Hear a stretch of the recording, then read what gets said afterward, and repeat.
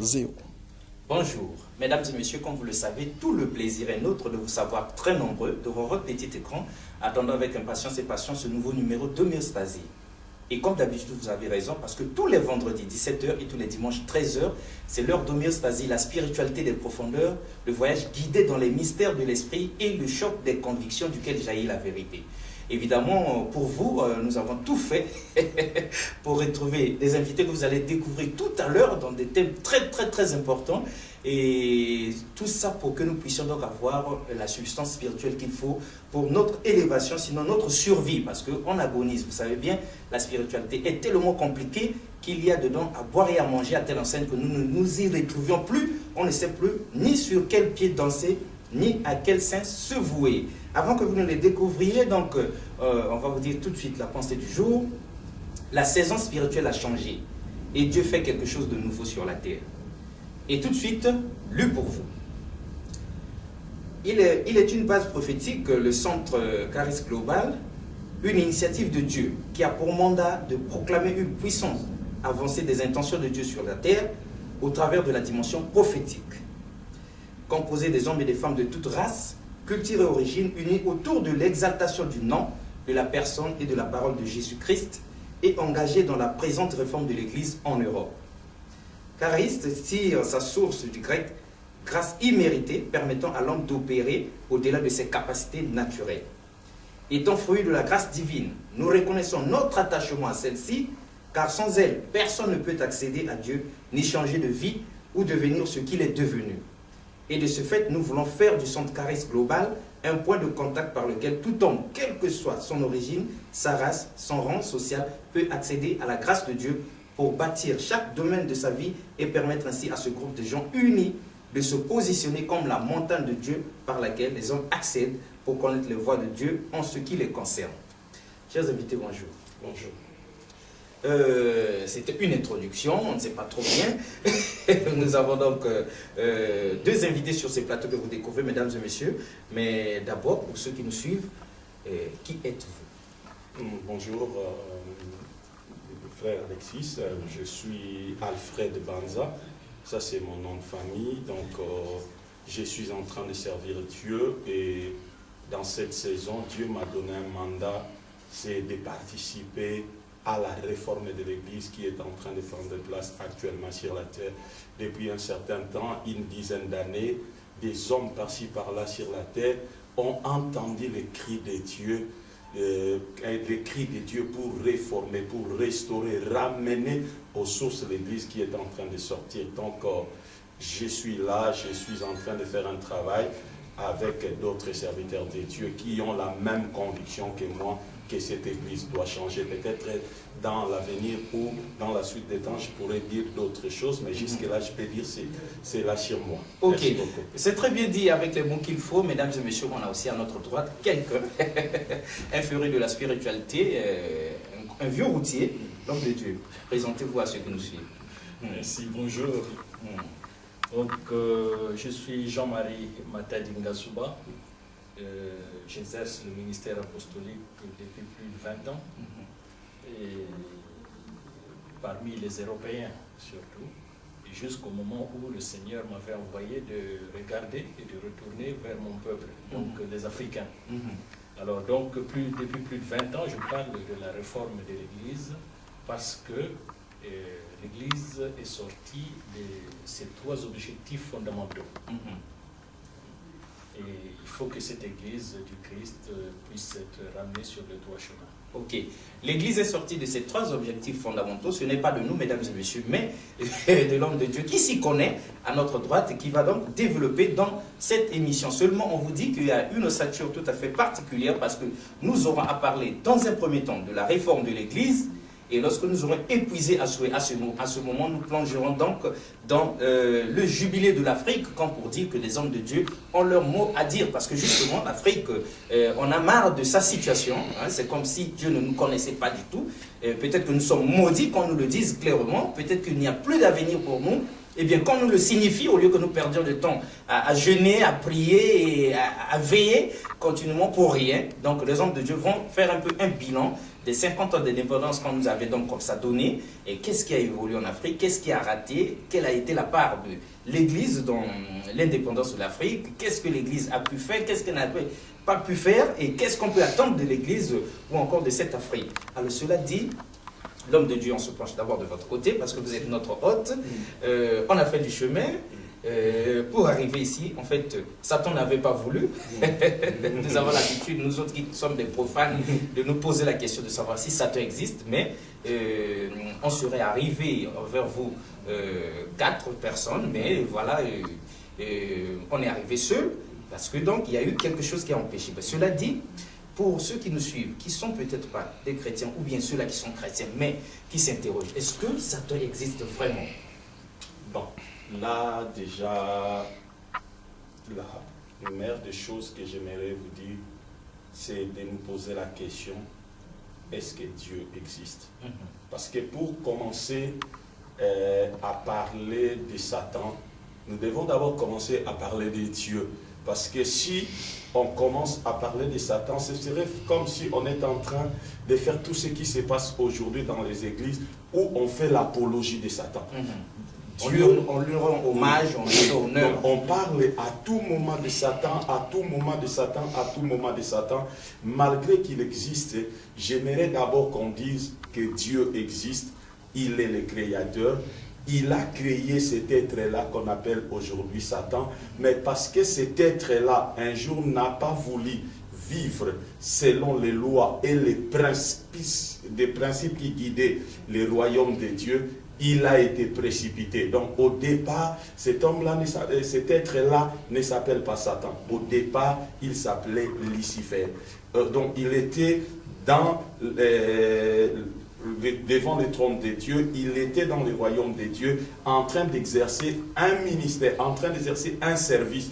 Mais un jour, Ézéchiel nous dit, un jour il a dit qu'il élèverait son trône et se ressemblerait au Très-Haut. Et le Très-Haut qui ne partage pas sa gloire avec quiconque a décidé de le précipiter. Et il est devenu ce qu'on appelle aujourd'hui Satan. Donc, il existe quelque part, mais aujourd'hui, nous ne voulons pas passer notre temps à parler sur lui. Vous n'avez aucune intention de mettre Satan au devant de la scène, prêcher Satan matin, midi, soir, orchestrer Satan dans l'église. Alors, est-ce une manière de nous dire que Dieu existe bel et bien? Oui. Alors, cela dit l'homme de Dieu, nous, que Dieu existe, encore nous acceptons, parce que depuis toujours, on entend parler de Dieu, on sait que c'est lui qui a créé le ciel et la terre, mais d'où vient-il qu'aujourd'hui, vous parlez de la réforme de l'Église? Merci pour la question. Vous savez, si aujourd'hui on est arrivé à parler de la réforme de l'Église, en fait, la réforme ne c'est pas quelque chose de nouveau. Depuis les temps du peuple d'Israël, dans l'histoire, il y a eu plusieurs réformes. Donc, quand on voit par exemple un roi comme Osias, Osias était un réformateur. Quand on voit des hommes comme Néhémie, Néhémie c'était des réformateurs. La réforme, en fait, c'est le préfixe ré et forme. Donc cela veut dire, le préfixe ré, c'est retournons à la forme normale. Donc si aujourd'hui on est en train de parler de la réforme, c'est seulement parce que l'Église a perdu sa forme authentique. A perdu sa forme authentique. Alors il est devenu hybride. On ne sait plus exactement c'est quoi ce que nous avons sur la terre. Voilà pourquoi la réforme n'est pas une initiative des hommes. La réforme a été toujours une initiative de Dieu. Donc cela veut dire que, comme j'ai parlé tantôt pendant mon enseignement, Dieu a créé la terre, il a mis l'homme dedans, qu'il soit son image et sa ressemblance, pour gérer les affaires de Dieu. Maintenant, comme Dieu étant le créateur, la même chose, Jésus-Christ est le fondateur de l'Église, la tête de l'Église. Donc il a dit, je bâtirai mon Église. Donc l'Église n'appartient pas aux hommes, l'Église appartient à Jésus-Christ. Maintenant, Jésus-Christ, quand il a dit, je bâtirai mon Église, il avait des objectifs et il avait un but à atteindre. Et du coup, ayant des objectifs et un but, il a les moyens d'évaluer. Et à chaque époque Christ a évalué l'Église et lorsqu'il a vu que l'Église était en train de sortir de sa forme préétablie, il a intervenu auprès des hommes sensibles spirituellement qui ont écouté la volonté de Dieu. Parce que si nous parlons de la réforme aujourd'hui, c'est quelque part parce que nous pouvons te dire que hier, nous aussi, on s'est retrouvés à sortir parce que l'Église, en fait, c'est un héritage. Donc, moi, je suis né dans l'Église. Donc, je me suis converti trouvant une église qui existait. Je suis éduqué dans ces voies-là. Mais si ces voies-là ne sont pas les voies de Dieu, à un moment donné, Dieu nous interpellera pour revenir. Et la Bible dit dans le livre des Hébreux, si le sacerdoce de Lévi a mené à la perfection, on n'aurait pas eu besoin d'un autre sacerdoce selon Melchisédek. Donc, ce que Dieu cherche, les 5 dons du ministère, les apôtres, les prophètes, les évangélistes, les pasteurs et les enseignants ont été donnés pour le perfectionnement des saints. Donc, tant qu'il n'y a pas perfectionnement, il y aura réforme sur réforme. Mais dans cette réforme, ma joie est quoi? C'est que Dieu nous permet à nous déclarer comme étant une génération ultime. Nous disons que nous pouvons finir les choses, changer les choses et finir les choses et déclencher le retour du Seigneur. Ceux qui provoquent cette question, si l'homme de Dieu, ceux qui nous suivent sont bien curieux de savoir depuis quand vous croyez en Dieu, depuis quand vous êtes converti et depuis quand vous œuvrez pour lui. J'ai fait un parcours avec Dieu, donc je ne suis pas arrivé dans ces choses par accident ou quoi. Donc j'ai fait un parcours à 17 ans. J'ai rencontré le Seigneur étant jeune dans la commune de Matete à Kinshasa. J'ai rencontré le Seigneur et j'ai fait mon parcours. Et j'étais dans un groupe biblique, j'ai évolué dans ces groupes bibliques.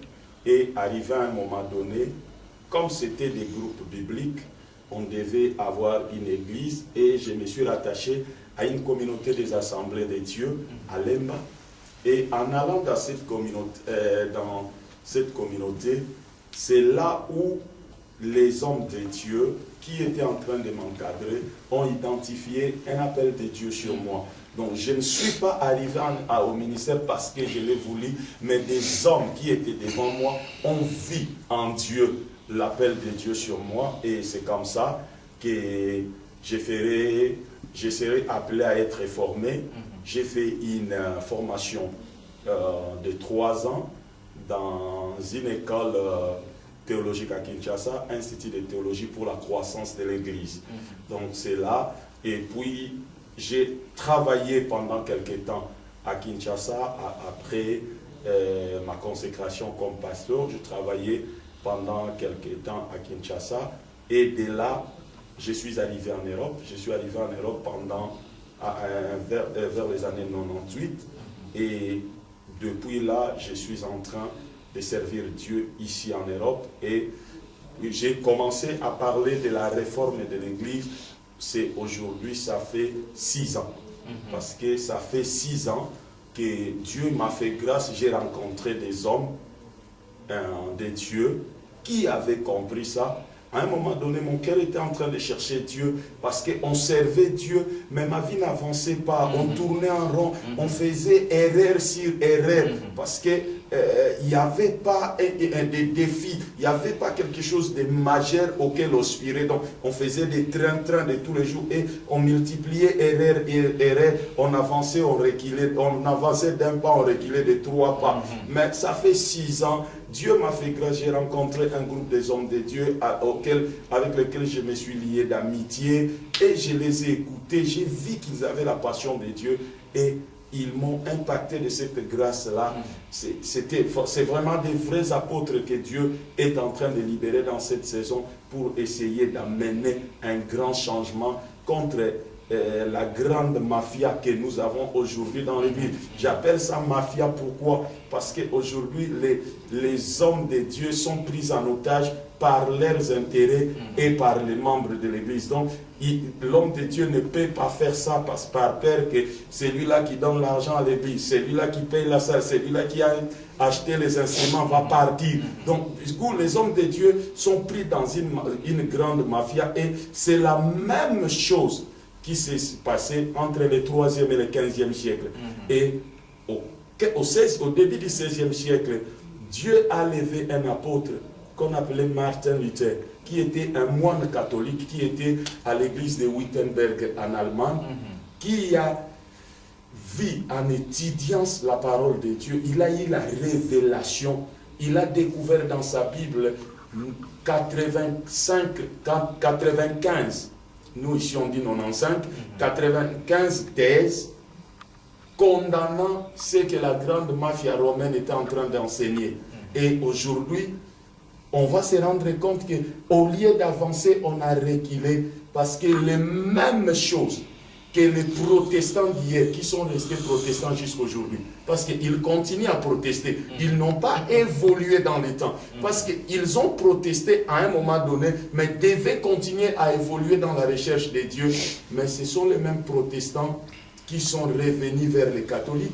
Et puis, de ces protestants est né le mouvement qui a conduit l'Église pendant le XXe siècle, le mouvement pentecôtiste qui est né à Azusa Street en Californie en 1904 avec les frères William Seymour. C'est au travers de ces mouvements-là, Dieu avait ramené beaucoup de choses dans l'Église. Mais le danger, c'est quoi? Ce mouvement-là est sorti des voies de Dieu. Pourquoi? D'abord, il est sorti des voies de Dieu déjà dans son origine et le contexte de son origine, parce que le mouvement pentecôtiste, c'est un mouvement qui a pris naissance aux États-Unis et le capitalisme américain a inféodé le mouvement de telle en sorte qu'il y a des choses, il y a la mentalité de la compétition et les mentalités des droits. Aujourd'hui, nous vous arrêtons d'abord pour que ceux qui nous suivent là perçoivent mieux les choses, et pour vous, mesdames et messieurs, on est bien obligé de vous faire comprendre que nous ne sommes pas à Paris, en France. Nous avons donc été invités par l'homme de Dieu, ici donc en Belgique.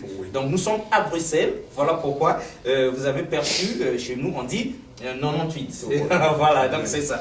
Donc c'est dire donc que nous sommes partis de là-bas sur invitation de l'homme de Dieu, avec l'autre homme de Dieu à notre droite, afin que nous nous penchions sur ce sujet très important, la réforme de l'Église. Et vous avez constaté que l'homme de Dieu se plongeait déjà directement dans la problématique, et nous l'arrêtons un tout petit peu pour dire tout simplement tout simplement que nous avions eu avant que nous posions même cette question, pour dire tout simplement que on peut dire en deux mots l'homme de Dieu que vous savez de quoi vous voulez parler. Oui. Ok. Cela dit, nous avions eu des difficultés parce que nous ne nous sommes pas renseignés avant de prononcer le nom exact de votre église ou bien de votre centre. Alors dites à ceux qui nous suivent, quel est-il le centre, quand est-il né? Oui, le centre Charis. Ah voilà, c'est la prononciation exacte. Le centre Charis Global, c'est une initiative de Dieu, comme vous l'avez présenté à l'entrée. C'est une initiative de Dieu qui date d'il y a 4 ans. Il y a 4 ans, Dieu nous a visités. J'ai rencontré des amis américains, des prophètes, un homme et une femme avec qui on était en interaction. Et Dieu m'a parlé pendant 15 minutes, mais donnant des instructions par rapport à la nouvelle dimension auquel il donnait à mon ministère. Donc Dieu était en train de m'orienter, me donner. Mais pendant les 4 années, c'était en 2006, pendant ce moment-là, j'évoluais comme collaborateur dans un ministère.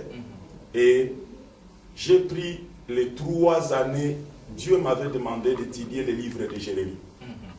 J'ai pris les 3 années qui ont suivi, de 2006 à 2009, à étudier les livres de Jérémie et à vouloir incorporer la demande de Dieu par rapport au travail que j'étais en train de faire.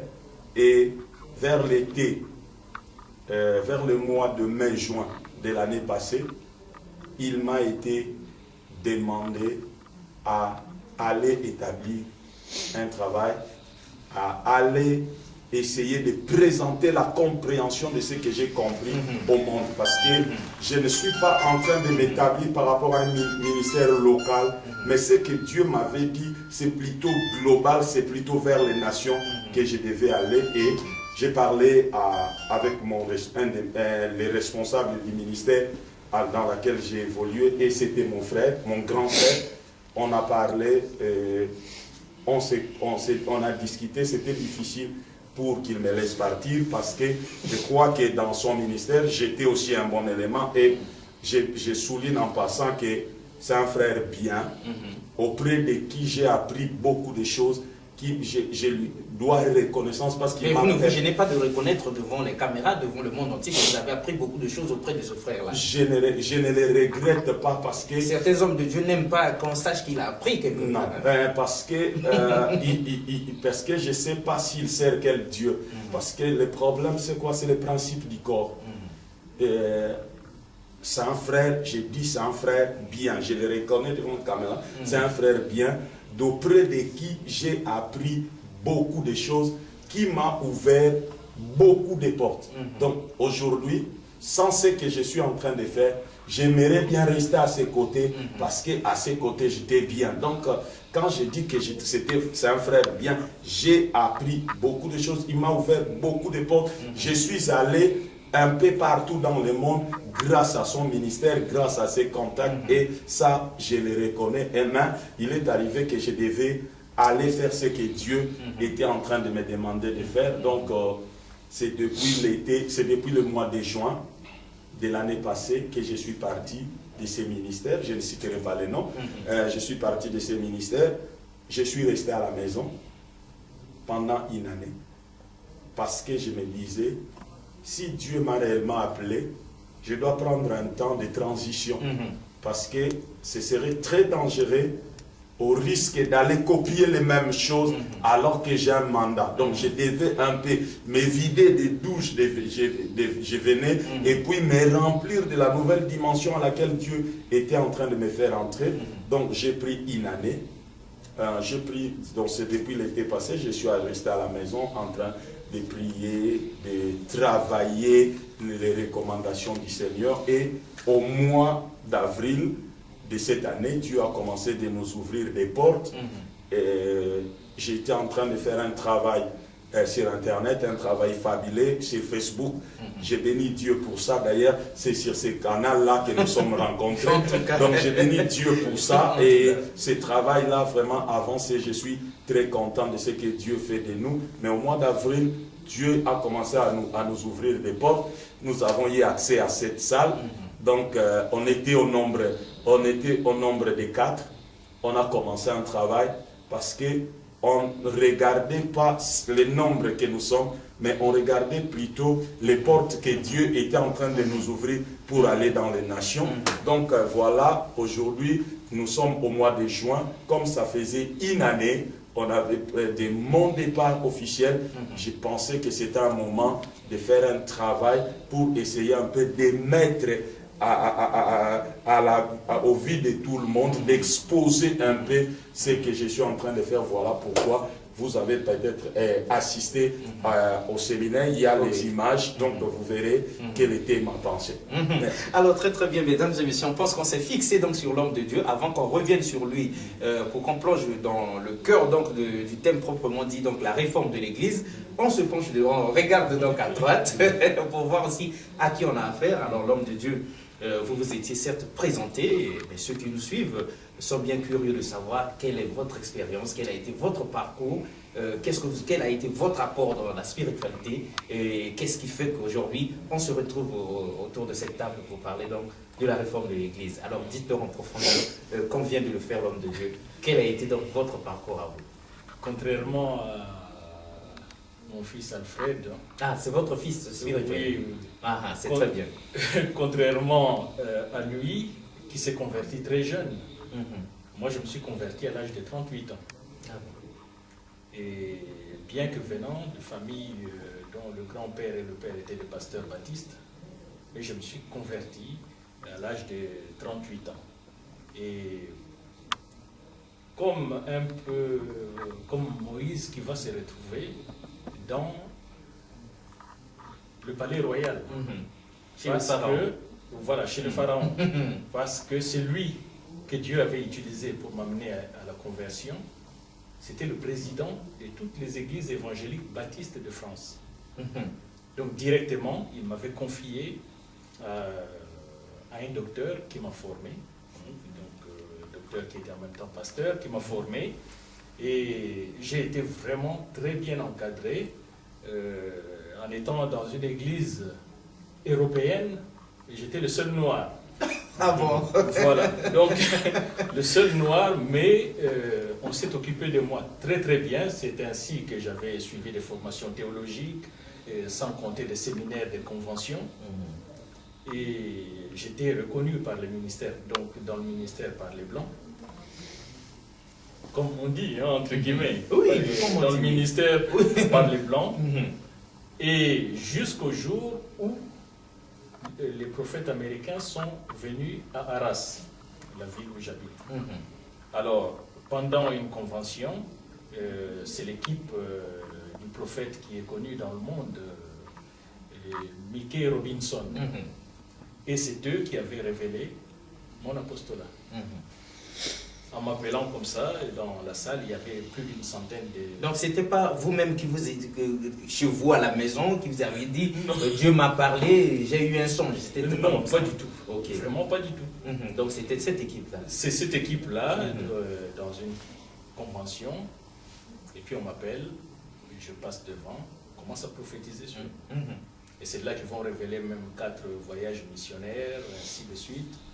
Et franchement, je travaillais déjà comme pasteur, mais je ne savais pas, par rapport à la révélation, comment s'y prendre.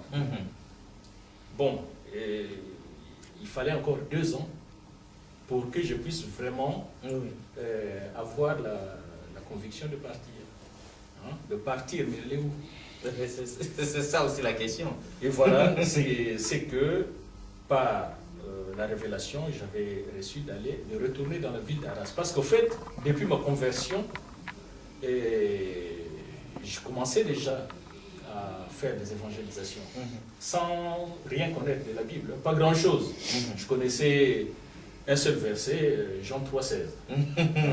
Et c'est avec ce seul verset que j'avais commencé les évangélisations. Mais après, bon, j'étais découragé par les frères blancs en me disant, mais de toute façon, tu seras découragé puisqu'un noir ne peut pas amener un blanc au Seigneur. C'est grave. Bon, c'est sorti de la bouche des pasteurs blancs. Oui, mais c'est assez fort pour que nous nous interrogions. Pourquoi ça? Donc, d'où vient-il, l'homme de Dieu, avant que vous ne continuiez sur votre parcours, d'où vient-il que vous soyez comme ça, vous ayez été comme ça, l'unique homme noir dans cette assemblée de blancs? C'était de la discrimination? C'était interdit aux noirs ou c'est quoi? D'où vient-il que vous ayez été seul comme ça parmi eux? Ben, c'est que je me suis trouvé dans cette église, le premier noir qui est allé, c'était moi. Ah voilà, c'est bon. Et le pasteur m'avait accepté, hein, donc le docteur qui m'avait formé, ne pouvait pas refuser. S'il fallait refuser, il ne pouvait pas parce que c'est le président des églises évangéliques baptistes qui m'avait envoyé, qui m'avait confié à lui. Donc c'est comme ça que j'étais très bien encadré. Bon, il y a eu des difficultés au départ, hein, des difficultés relationnelles, dans le sens qu'il y a des frères, des sœurs qui avaient du mal à s'approcher. Mais alors, il fallait que moi je fasse le pas. Et c'est ce que j'avais fait. En tout cas. C'est ainsi qu'il y a eu ouverture. Il y a eu ouverture, mais j'étais très apprécié. Et puis, bon, après la formation, puisque j'étais très bien encadré, et c'est là qu'il fallait partir, après la révélation des prophètes. Donc 2 ans après la révélation des prophètes. Mais pour partir, le Seigneur me demande de retourner dans la ville où j'avais fait des évangélisations sans gagner une seule âme. Il vous envoie encore là où il y avait eu échec? Oui, là où il y a eu échec. Je retourne dans cette ville-là et j'ai prêché dans des salles vides où je pouvais distribuer 2000 tracts. Et puis les gens me disaient, oh, on viendra, mais il n'y avait personne. Et j'ai prêché comme ça, parfois dans des salles vide, jusqu'à ce que 16 personnes viennent tout d'un coup. 16 personnes et qui se convertissent, des blancs. Et c'est depuis là que la porte était ouverte. La porte était ouverte. En tout cas. La porte était ouverte. Et c'est de cette façon-là que j'avais personnellement compris aussi certaines visions que j'avais reçues, mais que je ne pouvais pas expliquer moi-même.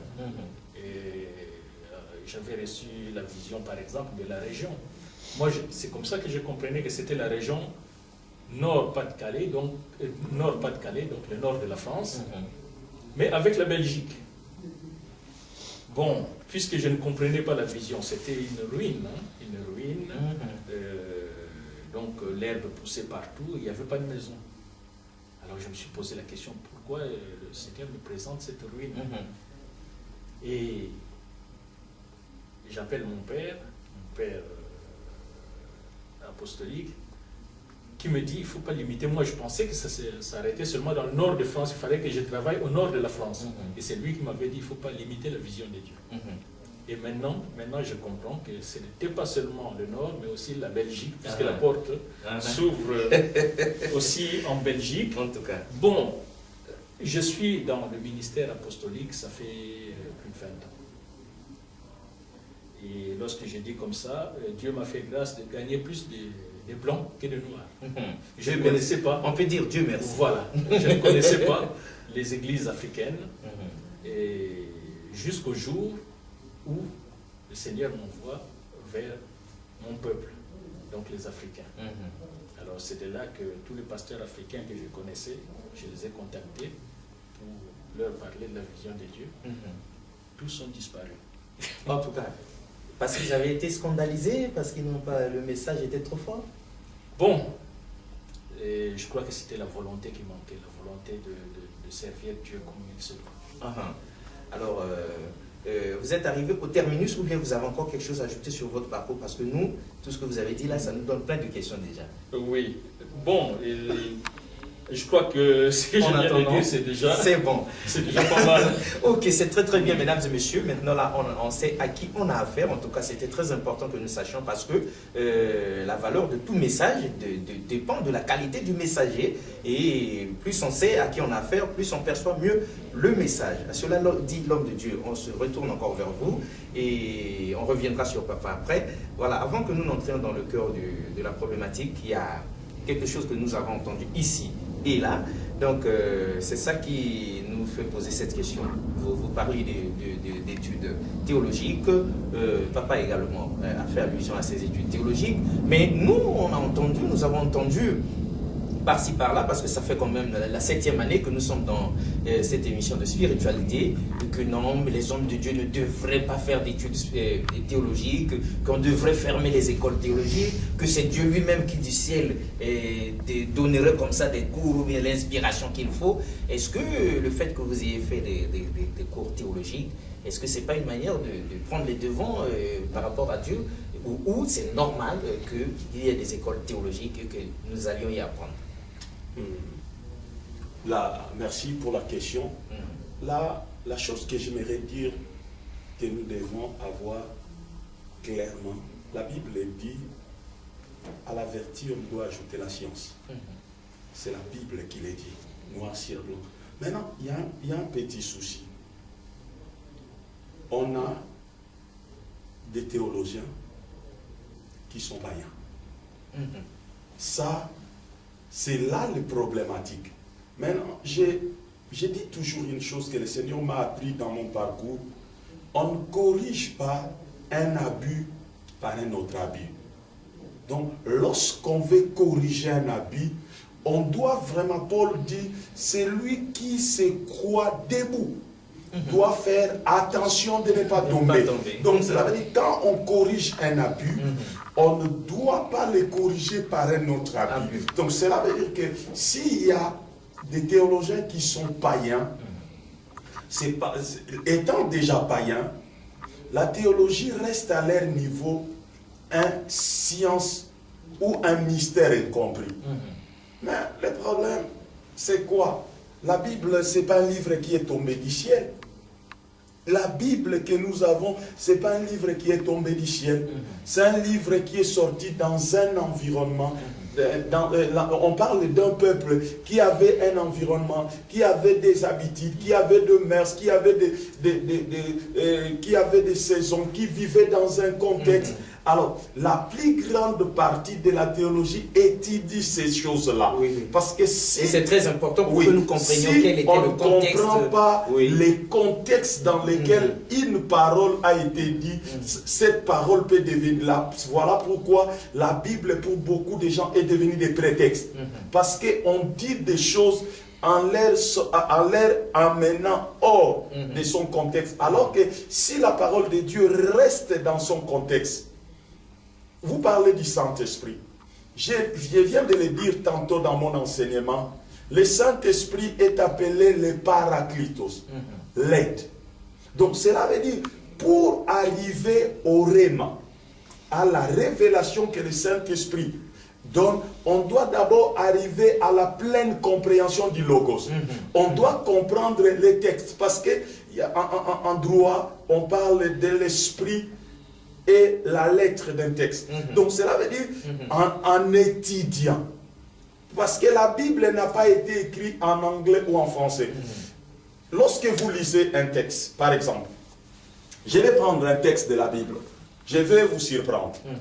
Je prends un texte de la Bible. Luc chapitre 19, verset 10. C'est écrit noir sur blanc. Car le Fils de l'homme est venu chercher et sauver ce qui était perdu. Et moi, je viens du Congo. Dans les Bibles traduites en lingala, on dit car le Fils de l'homme est venu chercher et sauver.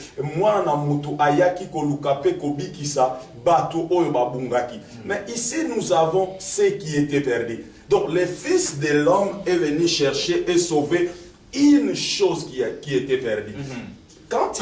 Lorsqu'on lit sur le mot là, oui. Quand on lit en anglais, on dit date.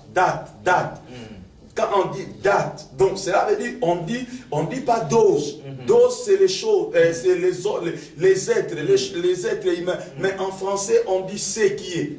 Donc pas ce, mais ce qui était perdu. C'est comme une chose, tout simplement. Oui, les gens l'ont lu des années et des années, mais ils ont continué à dire le Fils de l'homme est venu chercher. Mais c'est parce que les gens ont étudié, ont pris la grâce de faire l'étude des textes originaux de la Bible. La Bible a été écrite en grec, en araméen et en hébreu. C'est parce que les gens ont été à l'école qu'on peut comprendre aujourd'hui. Du coup, ça crée un peu désordre autour des gens qui parlent du Saint-Esprit. Parce que le Saint-Esprit, c'est l'aide, c'est notre aide. Donc, tu dois d'abord avoir la sagesse, l'intelligence de bien lire. Moi, j'ai vu des prédicateurs qui lisent la Bible en français, mais qui ont le problème de la syntaxe, qui ont le problème du grammaire, qui ne savent même pas, quand on met une virgule, c'est quoi une paragraphe. Du coup, on prend des versets de la Bible, on les sort de leur contexte. Mais ce sont les mêmes personnes qui disent la science, elle est bonne. La compréhension d'abord, c'est quoi? C'est la capacité de prendre une chose, une autre, les mélanger et en sortir un résultat. Donc, quand on prend la théologie, la science, regardez pourquoi Paul a écrit beaucoup. Parce qu'on dit Paul a étudié chez Gamaliel. Lorsque vous regardez les textes de Paul, vous regardez les textes de Luc, vous les comparez par exemple à Matthieu ou à Pierre, vous sentez que non, ces hommes-là ont le même Esprit Saint. C'est pourquoi même la Bible parle de la diversité. Ces hommes ont le même Esprit Saint, mais la capacité, la base sur laquelle il pose l'esprit. Parce que l'esprit vient t'éclairer sur base de ce que toi tu as mis comme plateforme. Donc est différente. Aujourd'hui, quand tu écoutes un théologien et un autre théologien, surtout un théologien converti, j'ai dit converti parce que le Saint-Esprit est en nous seulement sur base de la conversion. Mais il y a aussi un problème que je peux dire en passant une parenthèse. Beaucoup de gens qui critiquent les théologiens font quand même des formations dans les églises. Oui, d'une manière ou d'une autre. Parce qu'eux aussi, ils ont besoin de connaissances pour la transmettre encore. D'une manière ou d'une autre. Eux aussi fouillent dans des documents, ils fouillent aussi dans des livres. Donc, d'une manière ou d'une autre, on n'a pas seulement besoin d'aller rester dans un banc pour dire que ça c'est de la théologie. Non, les formations. Quand on invite, quand on critique les théologiens, mais on invite dans son église quelqu'un qu'on croit qu'il est mieux formé, il a la connaissance. C'est l'école de théologie. Oui, c'est la même chose. L'homme de Dieu brille aussi d'impatience pour dire un mot sur ça là. Ben, c'est exactement ce que mon fils vient de dire. Mais je prends juste un passage ici dans Isaïe, Isaïe 7, 14 et 15.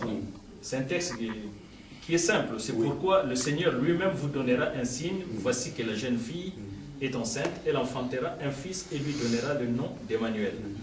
Il mangera de la crème et du miel jusqu'à ce qu'il sache refuser ce qui est mauvais et choisir ce qui est bon. Donc, il mangera ce qu'ils l'ont mis au monde manger, jusqu'à ce que lui-même puisse discerner ce qui est bon et mauvais. Alors, je prends cet exemple-là, puisque mon fils a pris sur Paul, Paul qui a été un grand théologien, parce que c'était un juriste. Lorsqu'on dit le scribe, on pense que le scribe c'est quelqu'un qu'on met à côté pour prendre des notes. Non, c'était un juriste. Alors, ici, on est né quelque part et on doit être élevé selon le contexte, selon la culture de là où on est né. Ben, on est obligé de manger ce qu'on mange là. Mais à un moment donné, en grandissant, c'est de là qu'on reconnaît que ça c'est bon ou mauvais. Il y a un texte dans la Bible qui nous parle des fils des prophètes qui sont allés, un qui était le plus zélé, qui est allé chercher des coloquintes parce qu'il y avait la famine dans le pays. Mais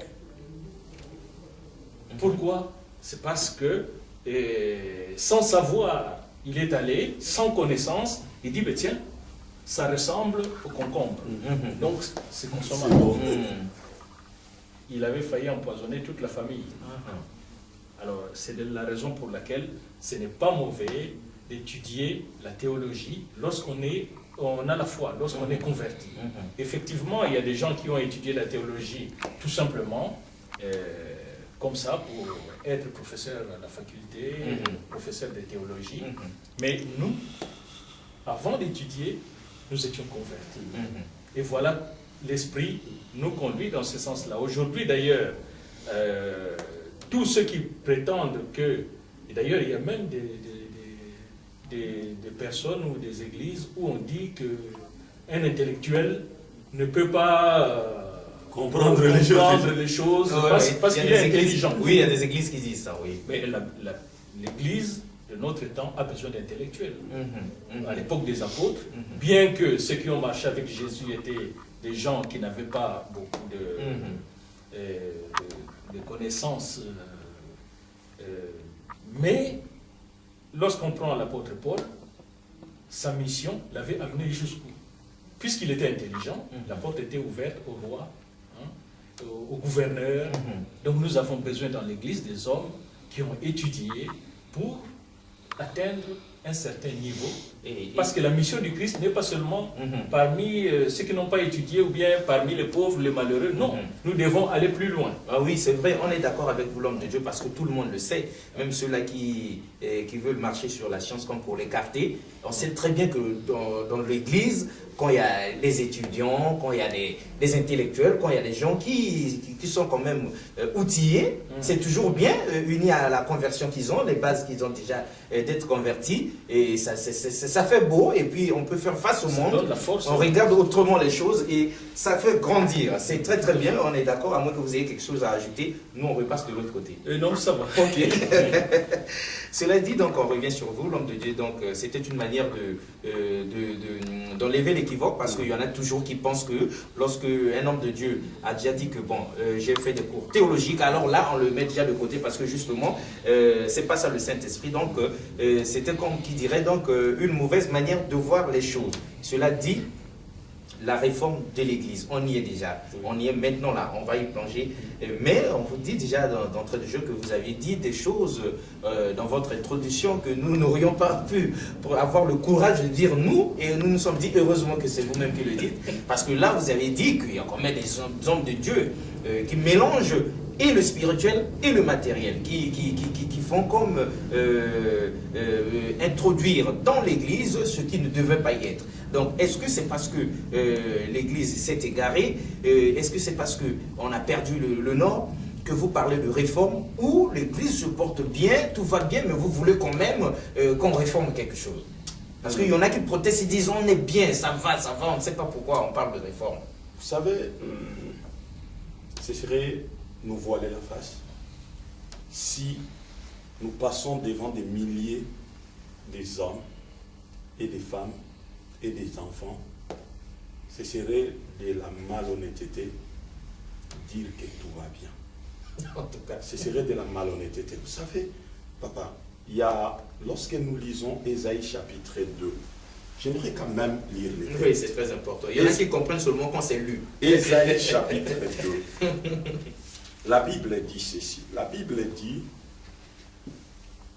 verset 2, « Il arrivera dans la suite des temps que la montagne de la maison de l'Éternel sera fondée sur les sommets des montagnes, qu'elle s'élèvera par-dessus les collines et que toutes les nations y afflueront. Des peuples s'y rendront en foule et diront, venez et montons à la montagne de l'Éternel, à la maison du Dieu de Jacob, afin qu'il nous enseigne ses voies et que nous marchions dans ses sentiers, car de Sion sortira la loi et de Jérusalem la parole de l'Éternel. » Qu'est-ce qui se passe aujourd'hui? Ça, c'est une prophétie messianique. C'est quoi une prophétie messianique? Ce sont les paroles qui devaient s'accomplir entre les deux venues du Seigneur. Donc il y a la première venue avec la naissance à Bethléem et la seconde venue pour prendre l'Église, pour régner avec l'Église. Entre cet espace-là, c'est le temps messianique. Alors toutes les prophéties que Ésaïe a données devaient s'accomplir en ces temps-là. Maintenant, il dit, il arrivera dans la suite des temps que la montagne. On prend l'Église comme une montagne. C'est le texte que vous avez lu là où on a dit que les peuples unis viennent trouver la grâce et ensemble ils deviennent comme la montagne où tout le monde accède. Donc normalement l'Église devait se positionner sur les sommets des montagnes et donner les tons de la vie sur la terre. Parce que Christ a dit, le caractère authentique de l'Église, c'est que nous sommes et la lumière et le sel de la terre. Donc du coup, regardons, soyons honnêtes, nous allons nous rendre compte que l'Église que nous avons aujourd'hui sur la terre, n'est qu'une illusion. Pourquoi je parle d'une illusion? Parce que cette Église-là a des gens sur la terre, mais dire à ces gens-là, arrêtez de vivre normalement parce que nous irons vivre bien au ciel. Maintenant, pendant tout ce temps-là, les gens ne vont pas aller au ciel et dans l'immédiat, mais continueront à vivre sur la terre. Et les problèmes pour lesquels on est en train de parler de la réforme aujourd'hui, nous mettons un peu de côté les habitudes ou les conduites des gens, mais c'est le problème. Donner des solutions réelles aux problèmes des gens sur la terre. C'est l'Église qui devait éduquer les nations. Donc, les églises devaient être des centres d'éducation. Regarde, j'ai dit quelque chose. J'ai dit, dans un magazine, je crois Financial Times, comme ça, il y a quelques années, quand on a eu les premiers problèmes qu'on a eu aux États-Unis avec où il y a une société, je ne sais pas, Enron ou quoi, une société qui avait des problèmes, où on avait camouflé les comptes. Dans ces jusqu'à ce qu'on se rende compte que c'était la noyade. Oui. Dans ces magazines-là, je crois Financial Times, on disait aujourd'hui, il y a une race de managers que le monde doit produire.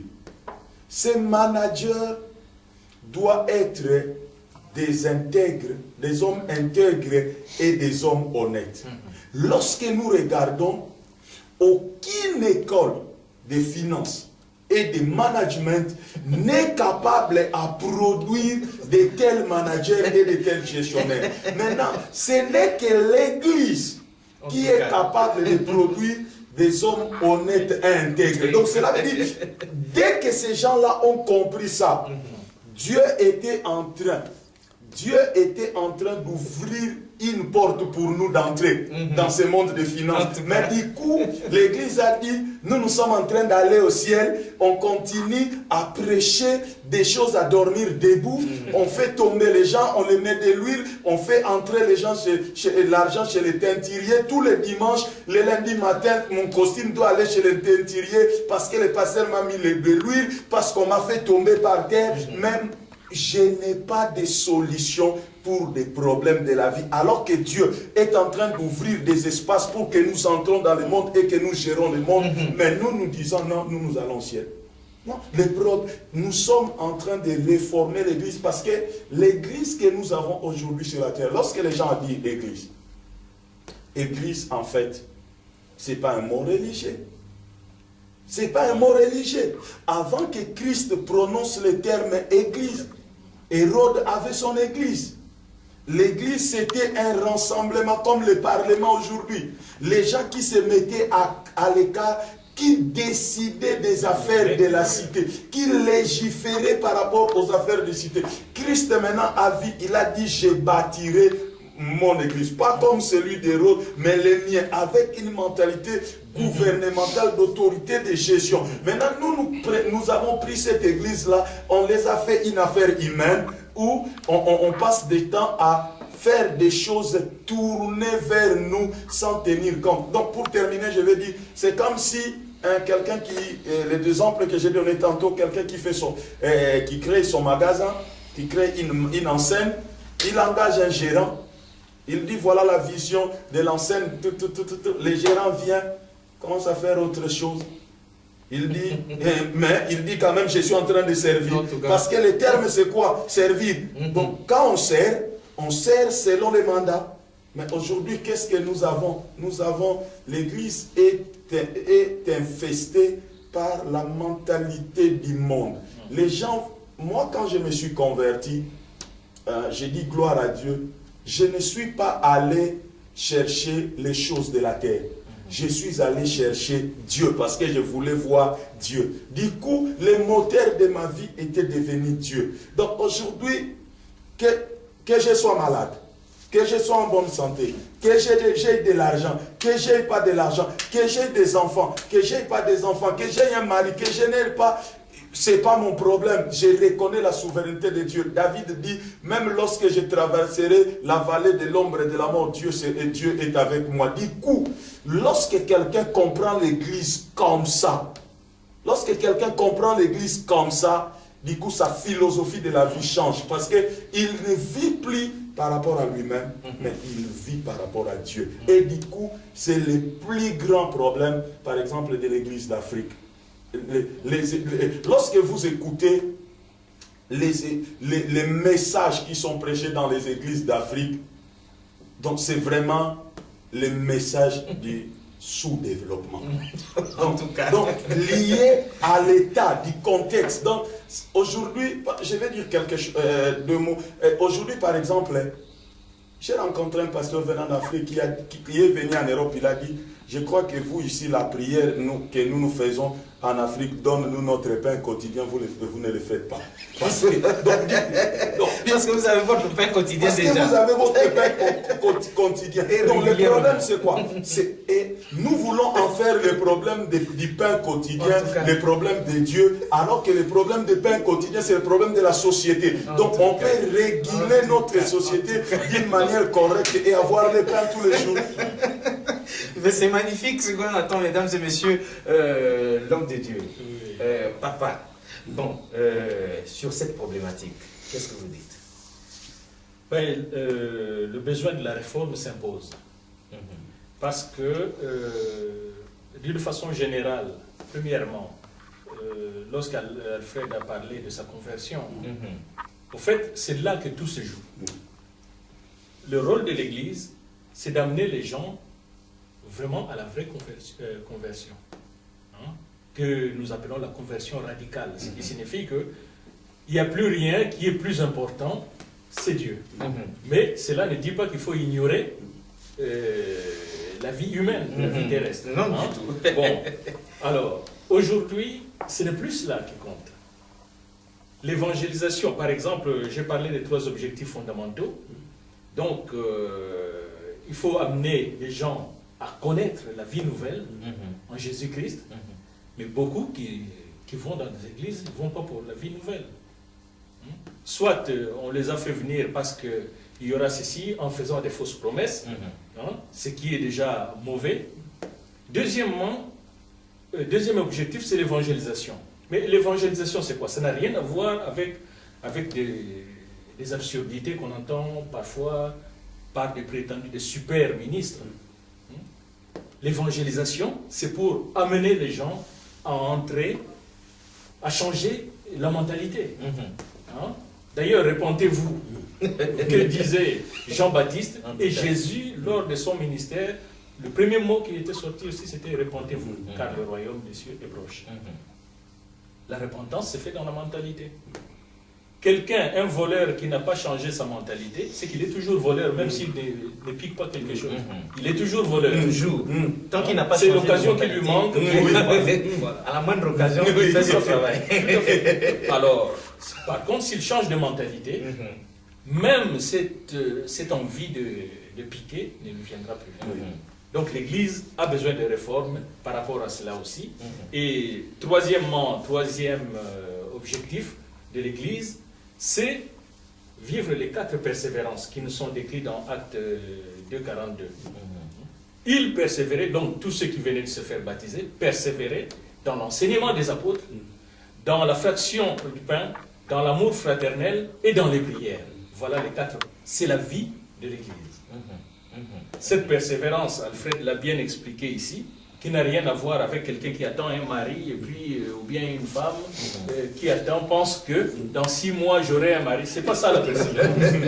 Donc il y a beaucoup de choses qui ont été déformées, justement, lorsqu'on n'a pas étudié profondément la Bible, lorsqu'on n'est pas capable d'aller chercher des mots d'origine, en grec ou en hébreu, eh ben, on dit n'importe quoi aux gens. Donc, de ce fait-là, l'Église a vraiment besoin de réformes. Ok, mais on s'arrête d'abord là. Merci. Bon, vous pouvez changer.